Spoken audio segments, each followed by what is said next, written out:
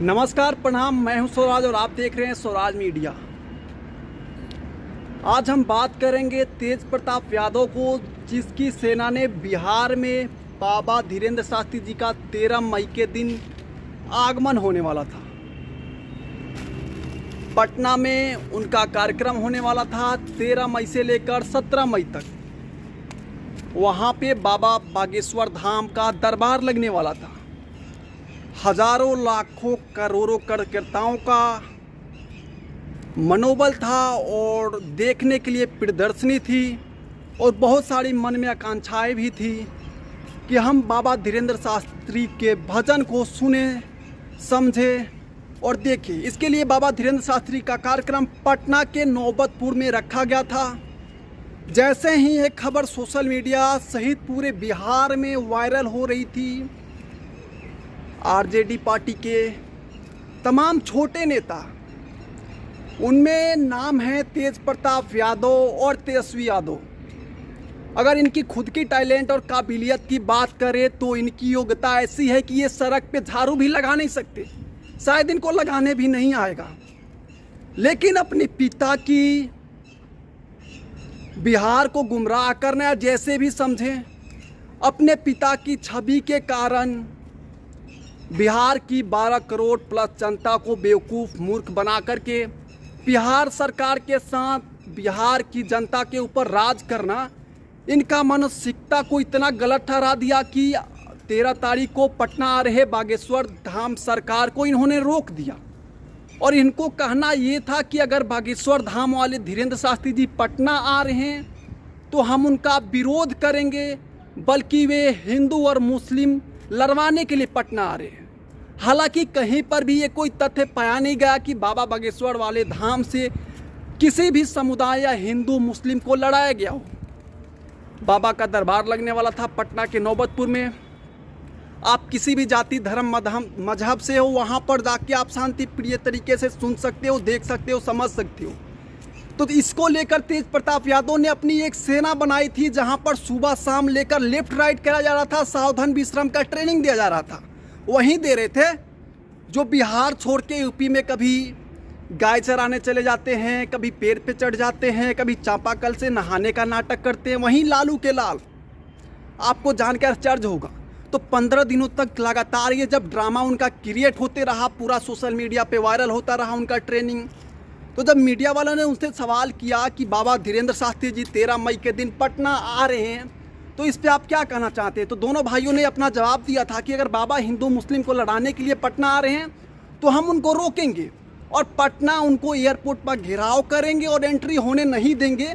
तो मैं तेज प्रताप यादव से कहना चाहता हूँ कि बाबा 13 मई के दिन अपने सही समय से सुबह 8 बजे पटना एयरपोर्ट पर आगमन कर चुके थे और वहाँ पे बाहर में बजरंग दल, हिंदू संगठन के हजारों लाखों कार्यकर्ताओं ने बाबा का जोरदार स्वागत किया।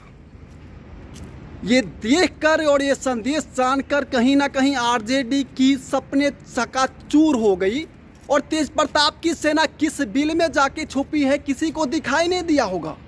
हालांकि आज 2 दिन होने वाले हैं, अभी तक तेज प्रताप यादव ने कहीं पर कोई प्रेस कॉन्फ्रेंस नहीं की है और नहीं बताया है कि आखिर हमने क्यों सिलेंडर बोल दिया। बाबा आए भी, बाबा के साथ में मनोज तिवारी मृदुल जी थे और गिरिराज सिंह जी थे, बहुत सारे ऐसे नेता भी उनके साथ में थे और उनका कार्यक्रम नौबतपुर में होना था, वहाँ पे हुआ भी। और बिहार की तमाम जनता काफ़ी खुश दिख रही है कि वे बाबा का जोरदार तरीके से स्वागत की है। इसमें कहीं ना कहीं सोशल मीडिया पे देखा जाए तो तेज प्रताप यादव की, लालू खानदान की काफ़ी जोर शोर से बेइज्जती हो रही है। लेकिन उन मंद बुद्धि सरकार को कौन समझाए कि बाबा बागेश्वर धाम का जो संदेश आता है वे कहीं हिंदू मुस्लिम को तोड़ने वाली नहीं है। अगर आप हिंदू हैं तो आपको हिंदू बोलने में कैसी शर्म। और बाबा का यही संदेश है कि अगर हम हिंदू हैं तो हम हिंदू बोलेंगे, इसमें क्या प्रॉब्लम है। कहीं पे कोई दिक्कत नज़र नहीं आ रही है। अभी हम दोपहर का टाइम है, काफ़ी धूप लग रहा है, लेकिन बिहार वासियों के लिए यह संदेश देना बहुत ज़रूरी था कि एक हम वीडियो बनाए इस पे और बिहार की जनता को दिखाए, साथ साथ सत्ता में बैठे मंदबुद्धि पलटू चाचा और तेजू भैया के टाई अप सरकार को भी ये हम रूबरू कराएं कि बाबा ने चैलेंज किया था कि हम 13 मई को दिन पटना एयरपोर्ट पे आएंगे और आकर ही दम लेंगे। अगर आपको रोकना है तो आप रोक कर दिखाए, और पूरा बिहार वासी साथ थे। अगर आप ये सोचते हैं हिंदुओं को हम दबा दें, बजरंग दल को बैन कर दें, या हम सत्ता में हैं तो हमारी इच्छा जो भी होगी वे कर दें, तो ये बिहार में नहीं चलेगा। क्योंकि ये घर नहीं है, ये 12 करोड़ प्लस जनता का बनाया हुआ, खून पसीने से सींच कर बनाया हुआ बिहार है। आप देख सकते हैं हमारे पीछे में कंपनी ही कंपनी नज़र आ रही है। इसमें कम से कम बात करें ना तो 60% लोग बिहार के होंगे और 40% लोग ही होंगे अदर स्टेट के। तो कहीं ना कहीं इन लोगों को अगर बिहार में रोज़गार मिला होता ना तो ये बिहार में ही काम करते और बल्कि एक मजबूत और स्ट्रॉन्ग बिहार बनाते। उस बिहार को खुद पे गर्व होता। लेकिन कहीं ना कहीं बिहार सरकार ने मजदूर सप्लाई करने की बहुत बड़ी फैक्ट्री लगाई है और अपने पिता के दम पे राज कर रही है। उन दोनों पुत्रों से कहना चाहता हूँ कि ये आपके ही पिताजी और पलटू चाचा के टाई अप सरकार की कारनामा है कि बिहार की 60% जनता बिहार को अब छोड़ के और यहाँ पे दिख रहे हैं, जो भी कंपनी दिख रही है वहाँ पे काम कर रहे हैं। आपसे ये पूछना चाहता हूँ, आपने बिहार में कितने बिहारियों को रोजगार दिया है? कितने बिहारियों का? आप एक फैक्ट्री का नाम बता दो ना जिसमें आपने बिहारियों को रोजगार दिया हो। यहाँ पे देख सकते हो आप नीचे हजारों कंपनियां हैं, एक एक कंपनी में कम से कम 100 एम्प्लॉय होंगे ना, तो उसमें 600 की संख्या में बिहारी ही होंगे। और कहीं ना कहीं ये बात सत्य है कि बिहारियों के साथ में अदर स्टेट में दुर्व्यवहार होता है। आपको इसको मानना पड़ेगा क्योंकि आप उस तरीके को नहीं देख सकते। हमने खुद देखा है और खुद फील भी किया है। आप दूसरे स्टेट में जाकर के देख सकते हो बिहारियों की स्थिति क्या है। हम ये नहीं बोल रहे हैं कि उनके साथ अत्याचार हो रहा है, गलत हो रहा है, कुछ भी हो रहा है, लेकिन फिर भी आप बिहार को कब तक डेवलप करोगे? आपने 20 साल राज किया, 30 साल राज किया, आपने कारनामे बताओ ना कि 20 सालों में आपने बिहार को कितना डेवलप किया। आपने दारूबंदी की, आपने बहुत सारी योजनाएं चलाई, धरातल पे सारी की सारी योजनाएं विफल दिख रही है। कहीं पे नहीं है बिहार में। पूरे जाके आप सर्वे करा लो ना कहीं पे भी। मुख्यमंत्री नल जल योजना की हम बात करें ना तो 100% में 70% योजना विफल है बिहार सरकार की।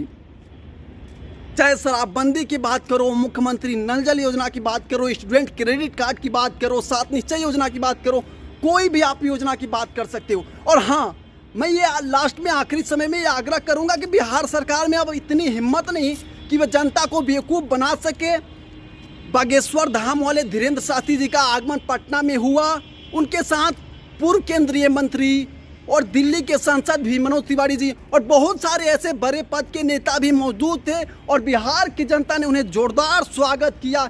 ये बिहार को खुद पे गर्व करने का समय है। और बहुत दूर दूर जो सोशल मीडिया से दूसरे स्टेट से लोग जुड़े हैं, जो देखना चाहते हैं आखिर बिहार में इस मोमेंट पे होता क्या है, क्या तेज प्रताप की सेना हिंदूवादी या फिर हिंदूवादी लोगों बजरंग दल को या बाबा बागेश्वर वाले धाम सरकार को रोक सकती है? तो बिल्कुल कभी नहीं रोक सकती है।